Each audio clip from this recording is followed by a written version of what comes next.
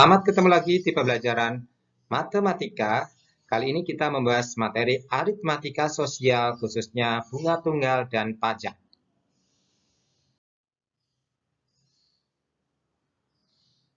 Bunga tunggal adalah bunga yang dihitung berdasarkan modal awal persatuan waktu. Jika suku bunga B% per tahun, modal awal MO, maka bunga tunggal selama jangka waktu N tahun dinyatakan sebagai berikut. Bunga sama dengan N kali B% kali MO.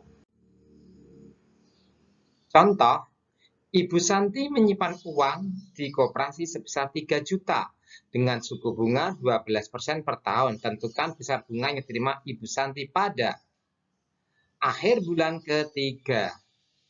Maka 3 bulan itu 3 per 12 tahun, sehingga besar bunga yang diterimanya 3 per 12 kali 12% kali 3 juta. Hasilnya adalah Rp90.000.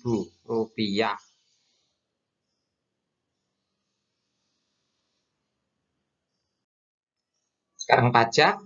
Pajak adalah potongan wajib yang dibebankan kepada masyarakat yang dapat berupa pajak penghasilan, pajak produk, pajak rumah, dan pajak lain-lain. Kali ini yang kita bahas yaitu pajak penghasilan dan pajak pertambahan nilai. Pajak penghasilan yaitu potongan dari gaji pekerja untuk diberikan pada pemerintah sebagai pemenuhan kewajiban pekerja kepada negara.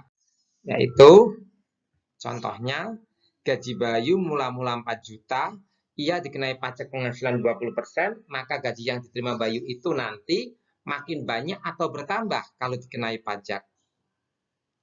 Otomatis kalau kita dikenai pajak, gaji kita nanti akan berkurang. Jadi kita cari pajaknya dulu, persen pajak kali gaji mula-mula, yaitu 20% kali 4 juta, hasilnya yaitu 800.000. Sehingga gaji yang diterima Bayu adalah gaji mula-mula dikurangi pajaknya, yaitu 4 juta dikurangi 800.000. Hasilnya adalah Rp3.200.000. Sekarang kita bahas selanjutnya pajak pertambahan nilai atau PPN. Kalau kita pajak pertambahan nilai itu penambahan harga bayar sebagai pemenuhan kewajiban konsumen pada pemerintah.